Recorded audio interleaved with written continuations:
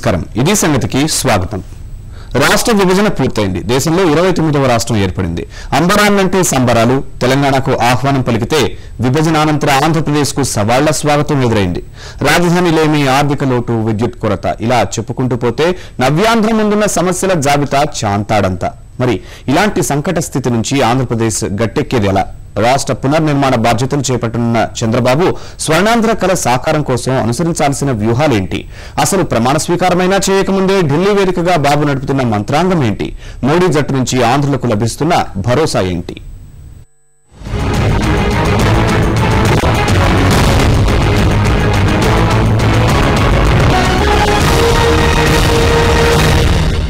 నాకు నమ్మకం ఉంది.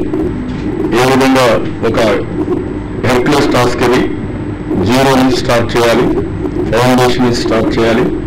ఈరోజు ఎక్కడ కూర్చోవాలో కూడా తెలియని పరిస్థితి ఉంది. అక్కడి నుంచి స్టార్ట్ చేసి step by step, brick by brick develop చేయాల్సిన అవసరం ఉంది. విన్నారుగా, నవ్యాంధ్ర నిర్మాణం పునాదుల నుంచి ప్రారంభం కావాలి. అయితే ఇదేదో కవితాత్మకంగా చెబుతున్న మాట కాదు. విభజనానంతర ఆంధ్రప్రదేశ్ వాస్తవ రూపం. సాధారణంగా కొత్త రాష్ట్రాల ఏర్పాటు ఎక్కడైనా కొత్త ఆశలు, ఆకాంక్షల్ని మోసుకొస్తే మన విషయంలో మాత్రం సవాళ్లను తీసుకొచ్చింది.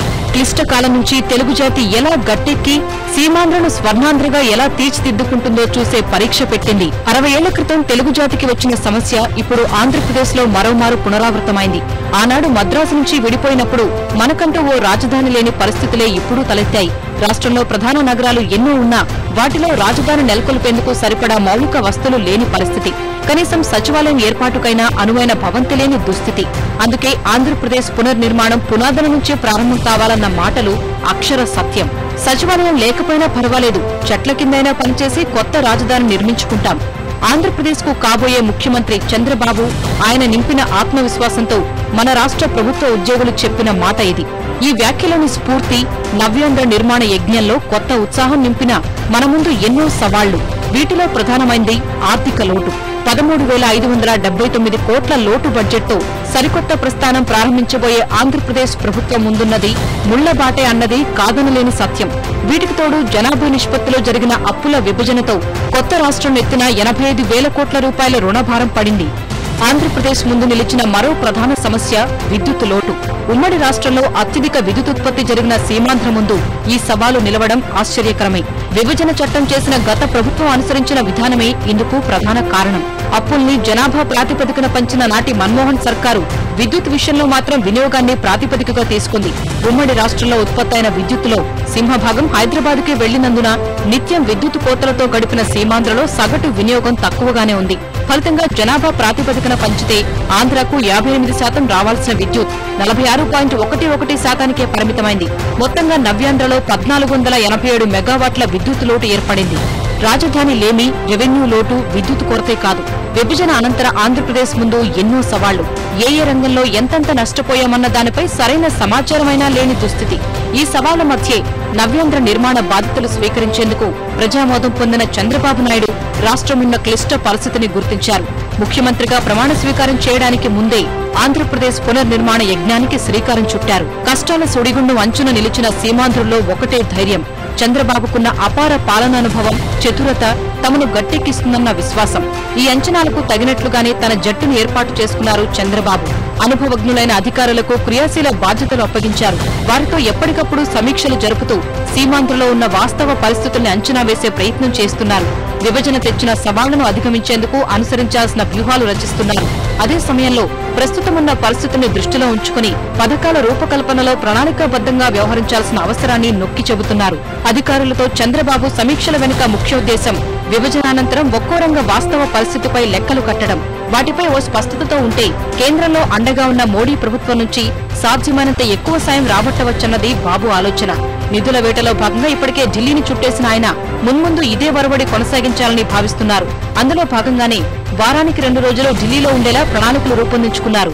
ఈ రోజు సీమాంధ్రాన్ని తెలంగాణతో ఇతర రాష్ట్రాలతో సమానంగా అభివృద్ధి చేసే బాధ్యత కేంద్రంపై ఉంది. లెవెల్ ప్లేయింగ్ ఫీల్డ్ ఉండాలి. అది 5 ఏళ్ల, 10 ఏళ్ల, 15 ఏళ్ల మీరు ఆలోచించండి. అందుకని ఆ లెవెల్ ప్లేయింగ్ ఫీల్డ్ తీసుకొచ్చే వరకు కేంద్ర ప్రభుత్వం బాధ్యత తీసుకోవాలి. ఇప్పుడు తెలంగాణలో ఏది కలగడం కూడా కరెక్ట్ కాదు. ఈరోజు తెలంగాణకు న్యాయం జరగాలి. విభజన జరిగిన తర్వాత అక్కడ కూడా ఇబ్బందులు ఉన్నాయి. ఇబ్బందులు ఉన్నప్పుడు ఎక్కడ కూడా వాళ్ళకి ఇచ్చిన ఇన్సెంటివ్స్ టచ్ చేయకుండా, వాళ్ళకి ఇచ్చిన బెనిఫిట్స్ టచ్ చేయకుండా సీమాంధ్రాన్ని ఆ ప్రాంతంతో సమానంగా అభివృద్ధి చేసే బాధ్యత తీసుకోవాల్సిన అవసరం ఉంది. ఆంధ్రప్రదేశ్ పునర్నిర్మాణం కోసం చంద్రబాబు నిధుల వేట ఏ స్థాయిలో ఉండబోతోందో మే 30న జరిగిన ఆయన ఢిల్లీ పర్యటన చాటి చెబుతోంది. ఉదయం నుంచి దాదాపు అర్ధరాత్రి వరకు బాబు అవిశ్రాంతంగా ప్రధాని సహా మరో 12 మంది కేంద్ర మంత్రుల్ని కలిశారు. విభజనతో తలెత్తిన సమస్యల్ని వారికి వివరించి వాటి నుంచి గట్టెక్కేందుకు కేంద్రం అండగా నిలవాలని విజ్ఞప్తి చేయడమే కాక ఢిల్లీ పెద్దల నుంచి భరోసాను పొందారు. మొన్నటి వరకు రెస్పాన్సిబిలిటీ నాకుంది. అదే మాదిరిగా నరేంద్ర మోడీ గారు కూడా చాలా సార్లు జరిగిన అన్యాయం చెప్పారు. ఎలక్షన్లో వచ్చి వారు కూడా చెప్పడం జరిగింది. ఆ కాన్ఫిడెన్స్ తోనే సీమాంధ్ర ప్రజల్లో ఒక అభద్రతాభావం పోయి ఒక హోప్ వచ్చింది. ఆ హోప్ ను కాపాడుకోవాలి. ఇది ఏదో ఒక చిన్న ప్రాజెక్టు, చిన్న ఒక సమస్య అయితే ఒక 5 నిమిషాల్లో అవుతుందో కాదో అని చెప్పచ్చు. అది కాదు ఇది issue. We have to build from scratch. From foundation we have to build now. That is the biggest challenge. So I need everybody's cooperation. I will work in that direction.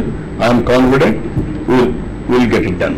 Andhra Pradesh ముందున్న ఆర్థిక లోటును అధిగమించడమే లక్ష్యంగా కేంద్ర ఆర్థిక మంత్రి అరుణ్ జైట్లీని కలిసిన చంద్రబాబు 14వ ఆర్థిక సంఘం నిధుల ద్వారా సీమాంధ్రను ఆదుకోవాలని కోరారు.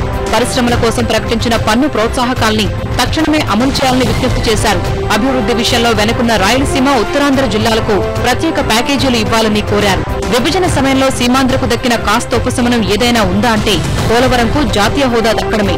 ఈ నేపథ్యంలో పోలవరం ప్రాజెక్టును సాధ్యమైనంత త్వరగా పూర్తి చేయించాలన్న లక్ష్యంతో చంద్రబాబు జలవనరుల మంత్రి ఉమాభారతిని కలిశారు. పోలవరం ప్రాజెక్టును 3-4 ఏళ్లలో పూర్తి చేసేలా చూడడమే కాక ఆంధ్రప్రదేశ్ కొత్త రాజధాని తాగునీటి అవసరాల కోసం రాష్ట్రానికి 30 టీఎంసీల నీరు కేటాయించాలని ఉమాభారతిని కోరారు. అదే మాదిరిగా రాజ్నాథ్ సింగ్ గారు హోంమంత్రి కాబట్టి డివిజన్ ప్రాసెస్ అంతా ఆయన చూస్తున్నారు కాబట్టి వారిని రిక్వెస్ట్ చేశాను. అరుణ్ జైట్లీ గారిని ఫైనాన్స్ మినిస్టర్ కాబట్టి ఈ ఇయర్ ఖర్చులు డబ్బులు ఇవ్వాలి. మళ్ళీ ఫ్యూచర్ కి ఏ విధంగా వనరులు సమకూర్చాల్సిన అవసరం ఉంది. శ్రీమతి స్మృతి ఇరానీ గారిని హెచ్ఆర్డి మినిస్టర్ కొన్ని ఇన్స్టిట్యూషన్స్ ఐఐటి, ఐఐఎం, అదే మరి ఎన్ఐటి, సెంట్రల్ యూనివర్సిటీస్ ఇవన్నీ ఇవ్వాల్సిన అవసరం ఉంది. వారిని కూడా కలిసి అవన్నీ రికమెండ్ చేస్తాను హామీ ఇచ్చారు. అదే మరి ధర్మేంద్ర ప్రధాన్ని పెట్రోలియం ఏదైతే గంగవరంలో ఎల్ఎన్జీ టర్మినల్ రావాల్సిన అవసరం ఉంది. ఒక 5,000 కోట్ల రూపాయలు ఇన్వెస్ట్మెంట్ పెడతారు. దానివల్ల రాష్ట్రానికి ఆదాయం పెరుగుతుంది. దీనివల్ల డౌన్ స్ట్రీమ్ ఇండస్ట్రీస్ కూడా వస్తాయి. అది నేను రిక్వెస్ట్ చేశాను. ఇంకో పక్క పెట్రోలియం కారిడార్ ఏదైతే ఉందో దాన్ని మళ్ళా రివైవ్ చేయమన్నాం. అదే మరి పెట్రోలియం యూనివర్సిటీ కూడా పెడతామని హామీ ఇచ్చారు. ఆ పెట్రోలియం యూనివర్సిటీ కూడా ఇమీడియట్ గా ఫైనలైజ్ చేయమన్నాం. అది కూడా ఫైనలైజ్ చేస్తామని హామీ ఇచ్చారు. విద్యుత్ వాటా పంపిణీలో సీమాంధ్రకు ముమ్మాటికి అన్యాయం జరిగిందని చెబుతున్న చంద్రబాబు కేంద్రం సహాయంతో విద్యుత్ లోటును అధిగమించేందుకు విశ్వ ప్రయత్నాలు చేస్తున్నారు. విభజనతో ఏర్పడ్డ విద్యుత్ లోటును పూడ్చేందుకు కేంద్ర గ్రిడ్ నుంచి విద్యుత్ అందించేలా నరేంద్ర మోడీ ప్రభుత్వాన్ని ఒప్పించేందుకు ప్రయత్నిస్తున్నారు. కేంద్రం సాయంతో రాష్ట్రాన్ని సంక్షోభాల నుంచి గట్టెక్కించేందుకు సాయశక్తిలో ప్రయత్నిస్తున్న చంద్రబాబు రాజధాని నిర్మాణంపైన ముమ్మర కసరత్తు చేస్తున్నారు. అధికారులతో విస్తృత చర్చలు జరిపి ఆంధ్రప్రదేశ్ రాజధాని నిర్మాణానికి 2 లక్షల కోట్లు అవసరమవుతాయని ప్రాథమికంగా అంచనా వేశారు. రాజధాని అంటే భవనాలు, కార్యాలయాలకే పరిమితం కాకుండా ఆ ప్రాంతంలో సామాజిక జీవనం, వ్యాపార కార్యకలాపాలు ఇలా అన్ని ఉండేలా చూసేందుకు జాగ్రత్త పడుతున్నారు. హైదరాబాద్ కేంద్రంగానే అభివృద్ధి జరగడం విభజనానంతరం ఇన్ని సమస్యలు తలెత్తేందుకు ఓ కారణమన్నదే కాదనలేని వాదన. ఇలాంటి సమస్య భవిష్యత్తులో పునరావృతం కాకుండా చూసేందుకు కేంద్ర ప్రభుత్వం కసరత్తు చేస్తున్నట్లు కనిపిస్తోంది. ఆంధ్రప్రదేశ్ రాజధాని మధ్యస్థంగా ఉంటుందన్న కేంద్ర మంత్రి వెంకయ్యనాయుడు వ్యాఖ్యలు ఇదే విషయాన్ని ప్రతిధ్వనిస్తున్నాయి. కేంద్రం సహకరించకపోతే రాజధాని రాష్ట్రం ఒకటే ఎలా నిర్మాణం చేసుకోగలదు? అలానే మీకు హైదరాబాద్ లాంటి రాజధాని కావాలని అనుకోవడం కూడా సరైనది కూడా కాదు. మనం ఎంత మేరకు అవసరమో ఆలోచించాలి, ఏమేమి కావాలో ఆలోచించాలి. దాంట్లో ఇంకో సమస్య ఉంది. మీరు కేవలం పరిపాలన కోసం మాత్రమే పెడతామంటే మరి బయట నుంచి వచ్చే వాళ్ళకి ఏమైనా ఆసక్తి ఉంటుంది? పెట్టుబడి పెట్టేవాళ్ళు వచ్చేవాళ్ళు వాళ్ళకి కావాల్సిన సౌకర్యాలు ఏమిటి? వాళ్ళకి వచ్చే అధికారులు, వాళ్ళ బిడ్డలకు విద్య, అలాగే వాళ్ళ కుటుంబాలకు వైద్యం, ఇవన్నీ కూడా ఉదాహరణతో ముడిపడి ఉన్నాయి. అందుకని మరీ హైదరాబాద్ లాంటి రాజధాని కాదు, మరీ సన్నది ఏదో కేవలం సెక్రటేరియట్, ఎక్సైజ్ డిపార్ట్మెంటు, లేకపోతే మంత్రులు, ఎమ్మెల్యేలు వాళ్ళకి ఇళ్ళు అంత మాత్రం చాలు అని కొంత చర్చ జరుగుతుంది. అలా కాకుండా మధ్య మార్గాన్ని చూడాల్సింది. అయినా దీనిపైన ఇంకా కసరత్తు ఎదురు కాలేదు. ఒక కమిటీ వేశారు. ఆ కమిటీ వారు కూడా నివేదిక ఇచ్చినప్పుడు నీటి సౌకర్యం ఉందా, ట్రాన్స్పోర్ట్ సౌకర్యం ఉందా, రైల్ కనెక్టివిటీ ఉందా, ఎయిర్ కనెక్టివిటీ ఉందా, రోడ్ కనెక్టివిటీ ఉందా, ల్యాండ్ అవైలబిలిటీ ఉందా, అక్కడ అది సిస్టమిక్ జోనా, ఇవన్నీ కూడా చూస్తున్నారు. చూసి వాళ్ళ అధికారులకు నిర్ణయానికి వస్తారు. దాంతో కూడా నిర్ణయం అంతిమంగా రాజకీయంగా తీసుకోవాల్సింది, ప్రభుత్వం తీసుకోవాల్సింది. ఆంధ్రప్రదేశ్ పునర్నిర్మాణంలో ఇలా ఎన్నో సవాళ్లు, వాటిని అధిగమించేందుకు మరెన్నో వ్యూహాలు, ప్రణాళికలు, కసరత్తులు, అంతకు మించి తమ భవిష్యత్తు ఏంటన్న దానిపై రాష్ట్ర ప్రజల్లో ఎన్నో సందేహాలు. వీటన్నింటి మధ్యే నవపథంలో నవ్యాంధ్ర ప్రయాణం మొదలైంది. అభివృద్ధి రథ సారథులుగా పేరుగాంచిన నరేంద్ర మోడీ, చంద్రబాబు నేతృత్వంలో ప్రారంభమైన ఈ మహాయజ్ఞం తెలుగు నేలను ఎప్పటికి వెలుగులమయం చేస్తుందో అన్న ఆశతో, ఆసక్తితో యావత్ ఆంధ్ర ఎదురుచూస్తోంది. జలాశయాలు ఆధునిక దేవాలయాలు. దివంగత ప్రధాని నెహ్రూ చెప్పిన మాట ఇది. మరి అలాంటి దేవాలయాల నిర్మాణం, నిర్వహణలో లోపం ఉంటే యావత్ ప్రపంచానికి ఇప్పుడు ఇదే పెద్ద శాపమై కూర్చుంది. జలాశయాల కట్టడి కారణంగా నదీ తీరాలకు చేరకుండా నిలిచిపోతున్న నిక్షేపాలు పర్యావరణాన్ని ప్రమాదం అంచున నిలబెడుతున్నాయి. నదీ పరివాహక ప్రాంత భూముల్ని కుంగదీస్తూ వేలాది ఎకరాల సారవంతమైన నేలలు నీటిపాలయ్యేందుకు కారణమవుతున్నాయి. డెల్టా రైతులకే కాక జాతి జనుల మనుగడ, ఆహార భద్రతకు పెను సవాల్ విసురుతున్నాయి. అసలు ఇంతకీ నదీ పరివాహక ప్రాంతం కుంగిపోవడం అంటే ఏంటి? ఈ సమస్యకు దారితీస్తున్న కారణాలేంటి? తద్వారా వస్తున్న సమస్యలేంటి? డెల్టా కుంగుబాటును అరికట్టేందుకు పాలకుల ముందున్న మార్గాలేంటి?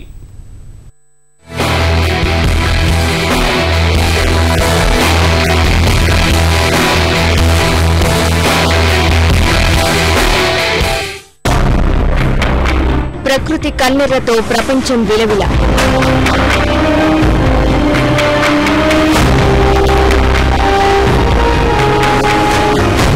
పుష్కర కాలంలో 11 లక్షల మంది బలి.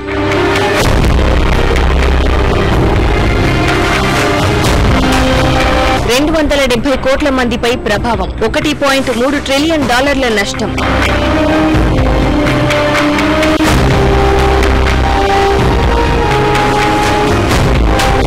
అశేష జీవకోటికి తల్లిలాంటిదైన ప్రకృతి ఎప్పటికప్పుడు సృష్టిస్తున్న విధ్వంస చిత్రం ఇది. ప్రకృతి ప్రకోపమంటూ కనిపించని ఓ శక్తిపై తప్పును తోసేసి మనం తప్పించుకున్నా అసలు ఈ విపత్తులన్నిటికీ కారకులు మనమే అన్నది కాదనలేని సత్యం. అభివృద్ధి ముసుగులో మనం సాగిస్తున్న దమనకాండ వరదలు, కరువుల రూపంలో మనల్ని వెంటాడుతోంది.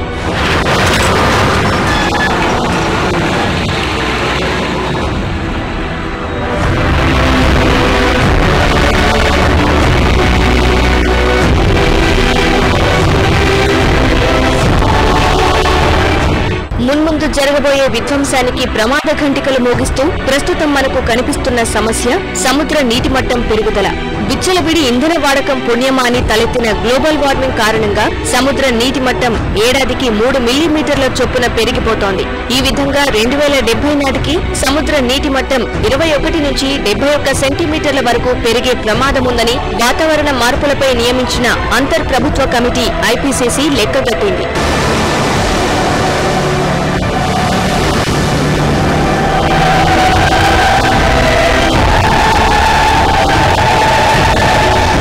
సముద్ర నీటి మట్టం పెరుగుతూ పోతే నదులు, కాలువలు ఇలా ఎక్కడికక్కడ భారీ వరదలు వచ్చే ప్రమాదముంది.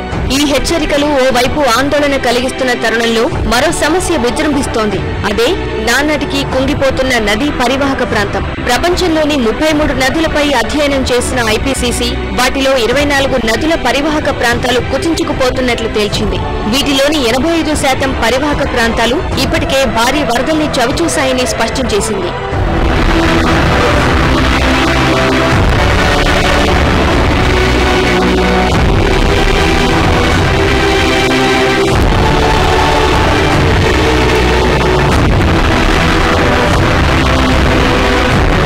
ప్రపంచంలో 24 నదుల పరివాహక ప్రాంతం నానాటికి కుంగిపోతుండగా వాటిలో 4 నదులు భారత్లోనివే కావడం ఆందోళనకర అంశం. బ్రహ్మణి, గోదావరి, కృష్ణ, మహానది డెల్టాలు ప్రమాదం అంచున నిలిచాయి. కర్ణాటకలోని కృష్ణా డెల్టా ప్రపంచంలోనే అత్యంత ప్రమాదకర స్థితిలో ఉన్న నదీ పరివాహక ప్రాంతంగా తేలింది. ఆ రాష్ట్రంలో కృష్ణా నదిపై ఇష్టారాజ్యంగా నిర్మించిన జలాశయాలే ఇందుకు ప్రధాన కారణమని అధ్యయనంలో వెల్లడైంది.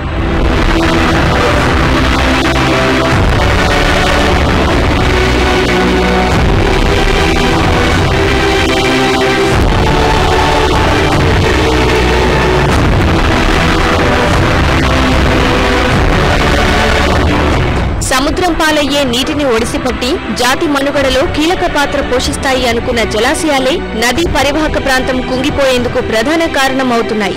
సాధారణంగా నదిలో నీటితో పాటు ఎన్నో మట్టి పదార్థాలు, లవణాలు, నిక్షేపాలు ప్రవహిస్తుంటాయి. ఇవన్నీ పరివాహక ప్రాంతంలో చేరి డెల్టా భూముల్ని అత్యంత సారవంతంగా చేస్తాయి. అందుకే ఆయా ప్రాంతాలు అత్యధిక జనాభాకు ఆవాసంగానే కాక ఆహారోత్పత్తిలో కీలకంగా వ్యవహరిస్తాయి. అయితే ముందు చూపు లేకుండా నిర్మిస్తున్న కొన్ని జలాశయాలు మట్టి, ఇతర నిక్షేపాల ప్రవాహానికి అడ్డుకట్ట వేస్తున్నాయి. ఫలితంగా నదీ తీరం వెంబడి ఉన్న మైదానాలకు చేరాల్సిన నిక్షేపాలు నిలిచిపోతున్నాయి.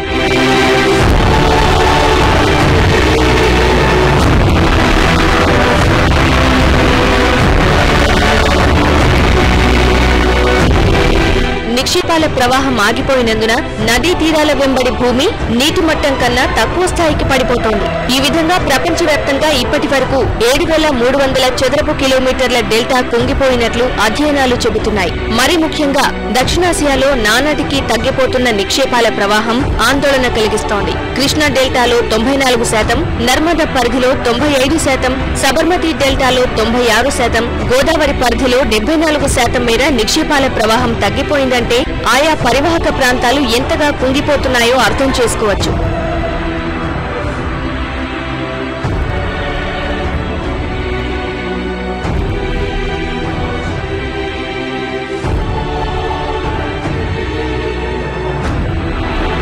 నదీ పరివాహక ప్రాంతాలు కుంగిపోయేందుకు జలాశయాలే ప్రధాన కారణం కాగా తీరం వెంబడి సాగుతున్న కొన్ని పనులు అందుకు మరింత ఆజ్యం పోస్తున్నాయి. వ్యవసాయం, చేపలు, రొయ్యల సాగు కోసం భూగర్భ జలాల్ని పెద్ద స్థాయిలో వెలికి తీయడం డెల్టా భూమి కుంగిపోయేందుకు కారణమవుతోంది.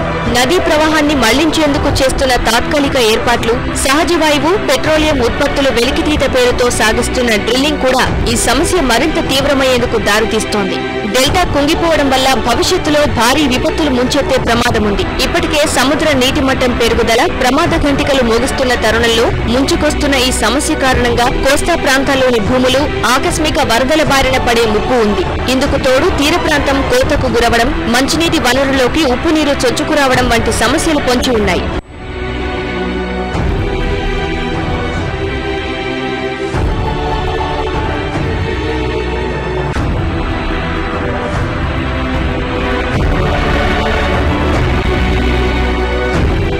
డెల్టా ప్రాంతాల్లోని సారవంతమైన భూములు, ఇతర వెసులుబాట్ల కారణంగా ప్రపంచంలో దాదాపు 50 కోట్ల మంది నదీ పరివాహక ప్రాంతాల్లో నివసిస్తారని అంచనా. ఇలాంటి పరిస్థితుల్లో నానాటికి విజృంభిస్తున్న డెల్టా కుంగుదల సమస్య జాతి జనుల జీవన, ఆహార భద్రతపై ప్రమాద ఘంటికలు మోగిస్తోంది. జాతి మనుగడకు కీలకమైన జీవ వైవిధ్య అస్తిత్వాన్ని ప్రశ్నార్థకం చేస్తోంది. డెల్టా కుంగుబాటు సమస్య తీరం వెంబడి సాగుబండిని ఈడ్చుకొస్తున్న ఎంతో మంది రైతుల పాలిట శాపంగా మారింది. నీటి వనరులు పుష్కలంగా అందుబాటులో ఉంటాయన్న ఉద్దేశంతో నది పక్కనే సాగు భూమిని కొన్న రైతులు అష్టకష్టాలు పడుతున్నారు. నానాటికి భూమి కుంగిపోవడం, ఇందుకు తీర ప్రాంతంలోని భూమి కోత తోడవడం వల్ల అన్నదాతకు జీవనాధారమైన నేల తల్లి నదిలో కలిసిపోతోంది. ఇలా దేశంలో గత 30 ఏళ్లలో దాదాపు 7,000 మంది రైతులు సర్వం కోల్పోయి ఇతర ప్రాంతాలకు వలస వెళ్లిపోయినట్లు అంచనా.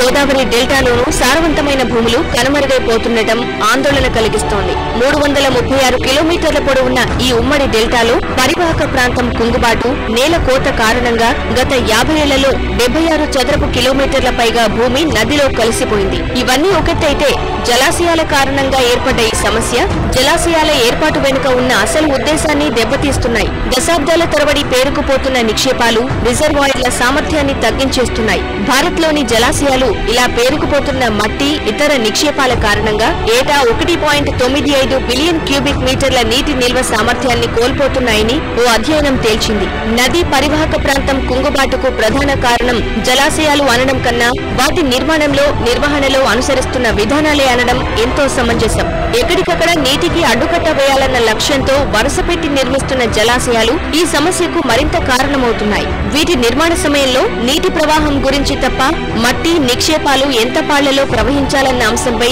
ఎలాంటి ప్రణాళికలు రూపొందించడం లేదు. రాష్ట్రాల మధ్య జరుగుతున్న నీటి పంపకం ఒప్పందాల్లోనూ ఇదే తీరు. డెల్టా కుంగుబాటుపై పరిశోధనలు చేసిన ఎంతో మంది గతంలో ప్రభుత్వాలకు ఎన్నో సిఫార్సులు చేశారు. తక్షణమే ఈ సమస్యపై పూర్తిస్థాయి అధ్యయనం చేసి డెల్టా ప్రాంత ప్రజలపై పర్యావరణంపై పడుతున్న ప్రభావాన్ని అంచనా వేయాలని సూచించారు. జలాశయాల నుంచి ఏ స్థాయిలో నీటిని విడుదల చేస్తే ఈ సమస్యను అధిగమించవచ్చో అన్న లెక్కలతో సమగ్ర నివేదిక రూపొందించాల్సిన అవసరాన్ని వివరించారు. ఇవే కాక ఇప్పటికే కుంగిపోయిన కోతకు గురైన తీర ప్రాంత భూమిని తిరిగి యథాతథ స్థితికి తెచ్చేందుకు అనుసరించాల్సిన మార్గాల్ని నివేదించారు. అయితే కమిటీలు వేయడం తప్ప అవిచ్చే నివేదికల్లోని సారాంశం గురించి పట్టని గత ప్రభుత్వాల ముందు ఈ సిఫార్సులన్నీ బధిర శంఖరావాలే అయ్యాయి. గంగమ్మ ప్రక్షాళన, నదుల అనుసంధానం గురించి మాట్లాడుతున్న ప్రధాని మోడీ ఆ దిశగా ఇప్పుడే కార్యాచరణ ప్రారంభించినందున డెల్టా కుంగుబాటు సమస్యపై ఇప్పుడు అందరిలో కొత్త ఆశలు చిగురుస్తున్నాయి.